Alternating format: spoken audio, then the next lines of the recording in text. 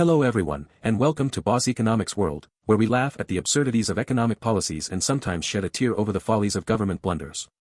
As always, I'm your host, dishing out reality with a bit of grit, and today, oh boy, have we got a storm brewing in North America that should have every economist, and everyone who handles dollars, not Canadian Tire money, on edge. Grab your coffee, sit back, and let's dive into a high-stakes drama unfolding between Canada and the United States in this latest episode of How to Screw Up Your Economy. Now, here's the bingo card. President Trump and Prime Minister Justin Trudeau have hit the pause button on a looming trade war between the US and Canada. And yes, I mean pause, not peace, because all that was avoided is a ticking bomb that's set to detonate in about 30 days if they can't figure their stuff out. On Monday, in a move that felt more like a cliffhanger from a bad action movie, Trump and Trudeau agreed to put tariffs on hold, just hours before a huge set of trade levies were going to be slapped onto both sides. Trump's issue? Oh, it's classic. He thinks the US has a bum trade deal with Canada, and yes, wait for it, he also said Canada should basically be the 51st state. Trump isn't pulling any punches when it comes to the target here, Canada's economy. He feels like the US-Can trade relationship is a one-way street, with Canada benefiting more. Oh, and in typical Trump fashion, he's been saying it loud and clear, and boy does that get under Canadian skin. Mr. Trump's strategy around this is deliberate. It's an intention to destroy Canada's economy and drive us into becoming the 51st state, said British Columbia Premier David Eby. Strong words, huh? And he's not the only one raising eyebrows or getting heated. What we see brewing here might seem like just another trade skirmish, but come on, people, this is way bigger. We're talking about power, control, and jobs. Yes, jobs. And the ripple effects are going to be brutal. Let's get straight to the heart of this. We've got Trump waving tariffs around like machetes, and meanwhile, the Canadian government is scrambling with band-aid solutions to buy time. But here's what's real, Canada's economy, whether we like to admit it or not, is heavily tied to the United States. About 75% of Canadian exports go straight south of the border. Yup, that's right. When the US sneezes, Canada catches the flu. And yeah, this isn't just some fluff economics here, it's cold hard numbers. In 2022 alone, bilateral trade between Canada and the US accounted for an eye-watering $1.14 trillion. So when we talk about a trade war, we're not just talking about a couple of bruised egos, no. We're talking about real jobs, real businesses, and real incomes on the line. Trump is making no secret that he wants to bring automobile jobs back to the US, and where are those jobs sitting largely? You guessed it, Canada, one of North America's auto manufacturing hubs. Premier Doug Ford of Ontario, home of Canada's largest auto sector, is warning everyone with ears, mark my words, President Trump is on a mission. He wants Ontario's auto jobs in Michigan and North Carolina.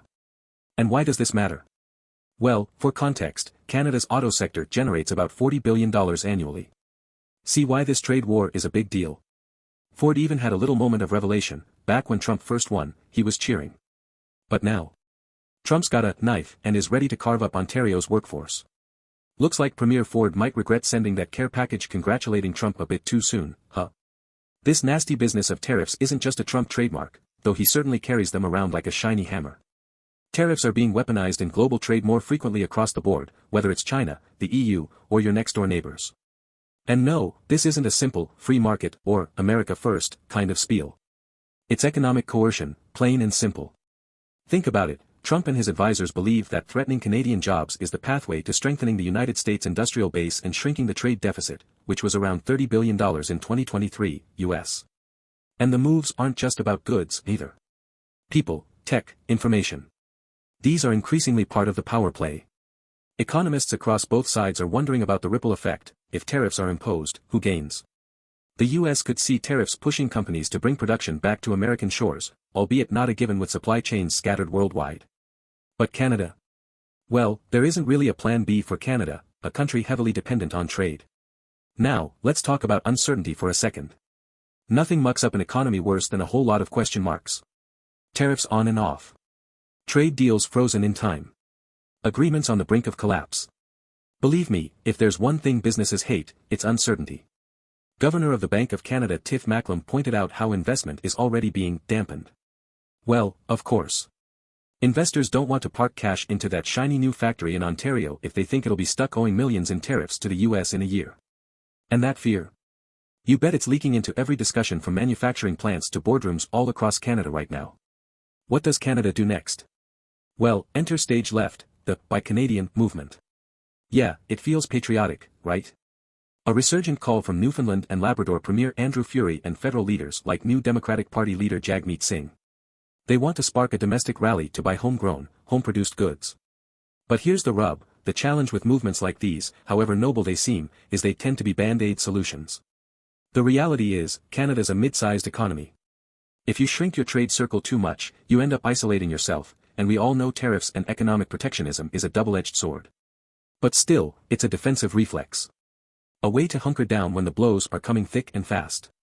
And ultimately, it signals more than just a shift in buying habits, it's a growing disillusionment with the global trade order.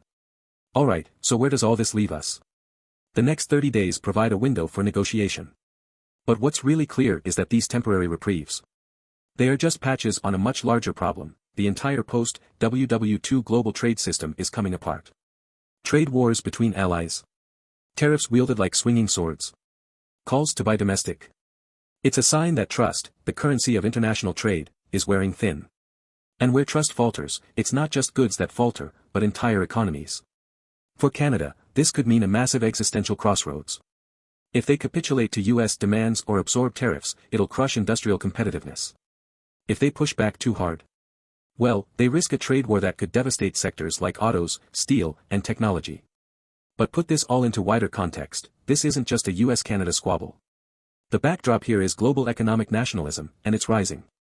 Across Europe, Latin America, and Asia, economies are hunkering down, closing doors, and looking out for themselves. With rising protectionism, everyone is playing for themselves. Like it or not, Canada's greatest strength lies not in isolation but in diversification. The answer might not be circling the wagons around domestic products and hoping for the best. Instead, Canada needs to push for multilateral alliances beyond just the US relationship, look for collaborative efforts with the EU, China, and Southeast Asian countries, or maybe even extending its influence by deepening ties with emerging markets.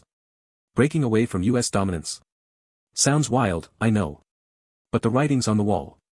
When you're economically tied to a superpower that may throw tariffs on you whenever it feels like it, that's becoming an ironic kind of vulnerability. Canada must break the monoculture of its trade relationships and build resilient diversification beyond its southern neighbor. So, what happens next? As always, the political calculations behind these economic decisions are messy and ever-moving, but one thing is clear, the stakes have never been higher for Canada. It's time for Ottawa to navigate smartly, to not just survive the next 30 days, but to rethink its place in an increasingly protectionist and fractured global economy. In short, enjoy the breather, but this saga is far from over.